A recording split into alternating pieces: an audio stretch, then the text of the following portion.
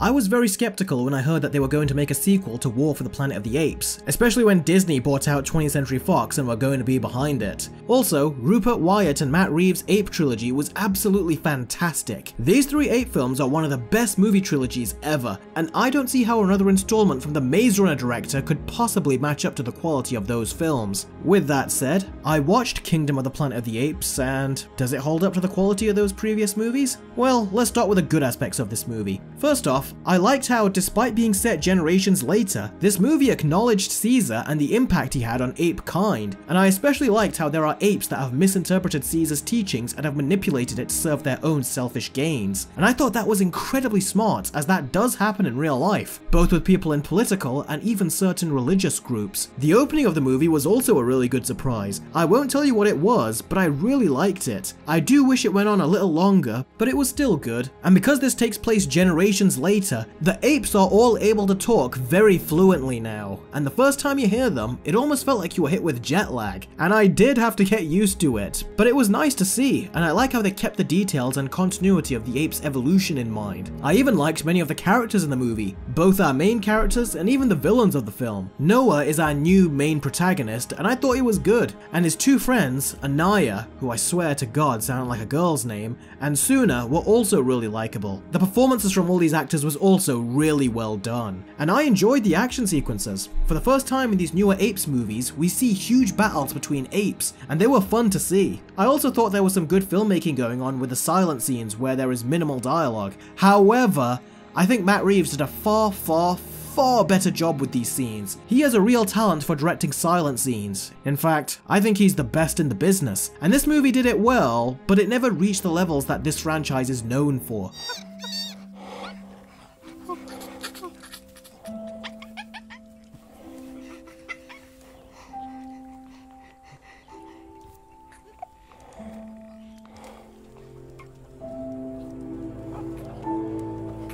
And this movie asks a question about whether or not humans and apes could live together, and I really liked the answer it gave. And I also liked that the movie used a lot of practical locations. The previous three movies did that, and I thought that the new director would want to opt for CGI environments, and most of them are practical, which is great. Now, as for the stuff I didn't like, well, first off, the story and pacing. The previous movies undoubtedly had much more in-depth stories, and I felt that we really didn't get that here in Kingdom. Everything feels much more pulled back and simple, and that could be fine if the movie was shorter, but it's not. It's 2 hours and 25 minutes. I mean, that's longer than the previous three Apes films, and they had far more to say with their stories and still managed to have a shorter runtime. So this movie has no excuse for being as long as it is when it's saying a whole lot less. So the pacing really needed work, especially during the horseback scenes, which is odd because the apes have gone on horse riding journeys in War for the Apes, but it felt like it had a weight to it, was fun, poignant, and really well paced too. But the pacing whenever they did it in Kingdom was just so slow this time. And don't let the trailers fool you. It deviously shows a little bit of horse riding and then splices it with fast-paced action scenes, but the horse riding goes on for a long time, and it's nowhere near as interesting as in the previous movies.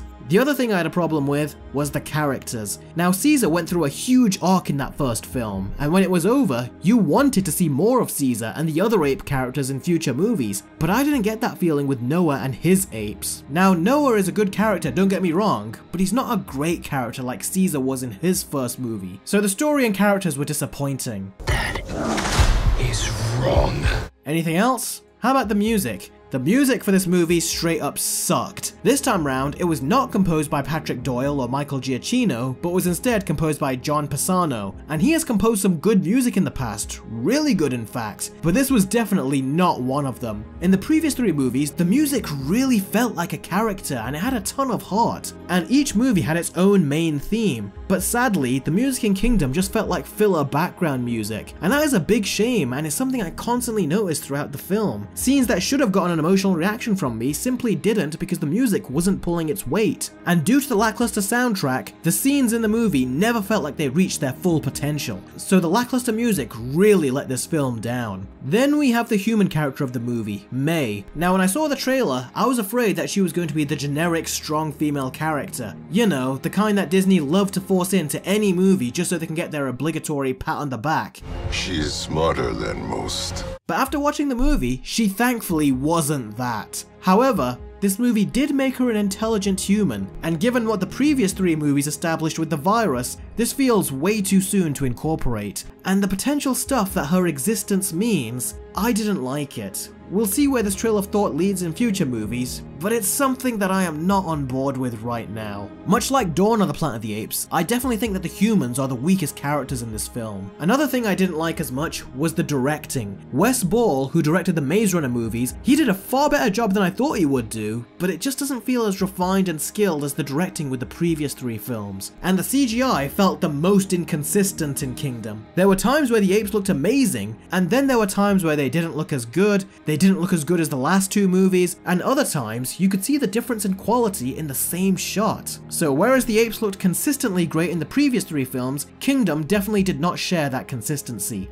And the final battle with the main villain, it felt very anticlimactic, and it didn't end the movie on a high. The previous 3 movies all feel big and epic in their own way. This movie did not feel epic. I felt underwhelmed when it was over, and like I said, it felt needlessly long. So overall, I was not overly impressed with this Apes film, and the more I think about it, the more forgettable it becomes. So in the end, I give Kingdom of the Planet of the Apes an above average 6 out of 10. This is definitely the worst of the new Apes movies. It doesn't have anywhere near the amount of heart that the original 3 movies had, and I just don't feel the same excitement and enthusiasm for the story going forward like I did when I saw Rise. And I really think that Caesar left a much bigger impression in his first movie than Noah did in his. And as I stated earlier, the previous 3 Apes movies were known for beautifully blending music and visuals together, and Kingdom has the visuals, but it doesn't have the music.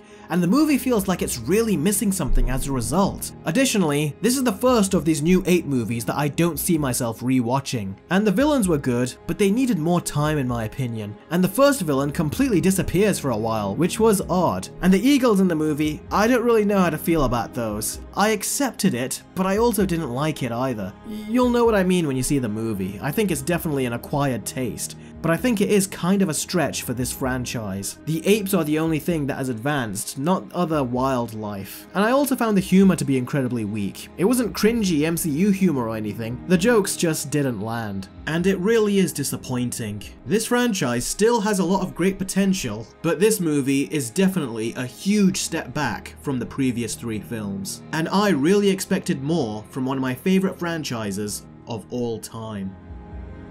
So, those are my thoughts on Kingdom of the Planet of the Apes. Be sure to let me know your thoughts on the movie in the comments below, and be sure to hit that subscribe button and the bell right next to it. And be sure to check out my Patreon for a ton of excellent perks available. And I will catch all of you very soon. Take care.